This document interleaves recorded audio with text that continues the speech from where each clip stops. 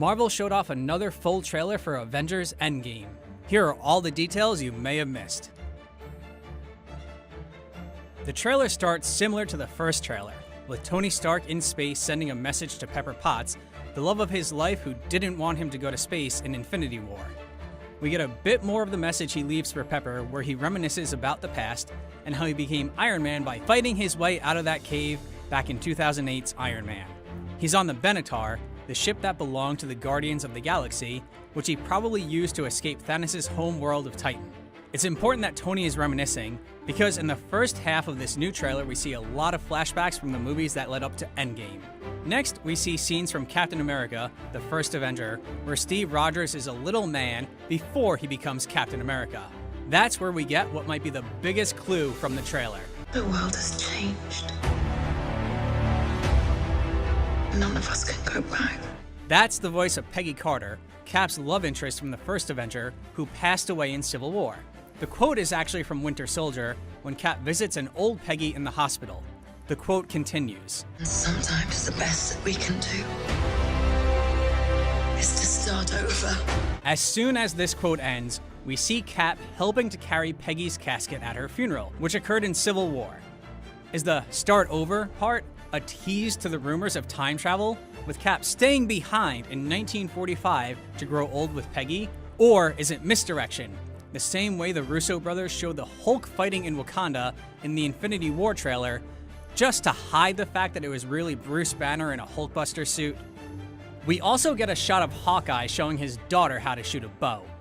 In the comics, Hawkeye becomes a mentor to Kate Bishop, who also takes up the Hawkeye moniker. Is Marvel setting Hawkeye's daughter up to be the Kate Bishop of the MCU? We also get a bit more of the scene where Black Widow appears to go find Hawkeye, now holding a sword, and looking like his Ronin alter ego from the comics. It seems certain now that Hawkeye will return with Black Widow.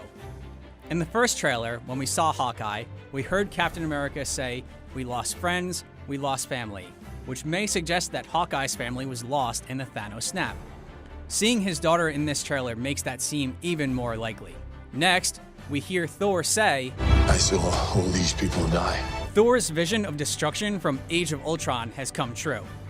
Another important note worth mentioning is Black Widow's hair. It's gotten a lot longer, and is red again, as opposed to when it was blonde in Infinity War, which means at least a few months have passed since everyone disappeared. Next, we see Scott Lang, aka Ant-Man, who looks overwhelmed by all the posters of people missing. He was in the quantum realm when the snap happened, so he might still be trying to figure out what happened. Is this when he decides to make the trip to the Avengers compound we saw in the first teaser? This is Scott Lang! We met a few years ago? Then we get an important exchange. Black Widow tells Captain America, Even if there's a small chance, we owe this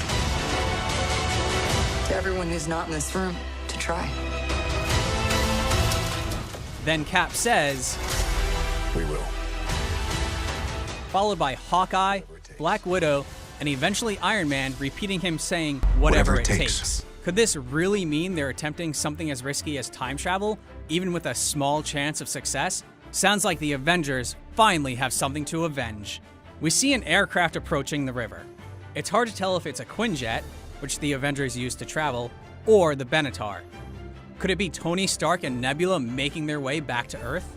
Towards the end of the trailer, we see a bunch of the Avengers walking in new spacesuits. We see Captain America, Ant-Man, Nebula, Hawkeye, War Machine, Iron Man, and Black Widow.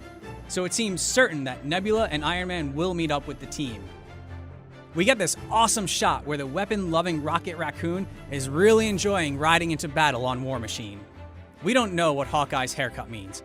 Maybe he wanted to be more like Carol Danvers. Finally, yes, Captain Marvel has made it back to Earth. Looks like she'll fit right in on the team. I like this one. When the camera pulls back, we see Black Widow with the short blonde hair she had in Infinity War. But, given the long red hair she has throughout other parts of the trailer, does this take place months earlier than the rest of the trailer? Do Thor and Captain Marvel have their own mission separate from the rest of the team? They aren't shown in the spacesuit walk, so it is possible.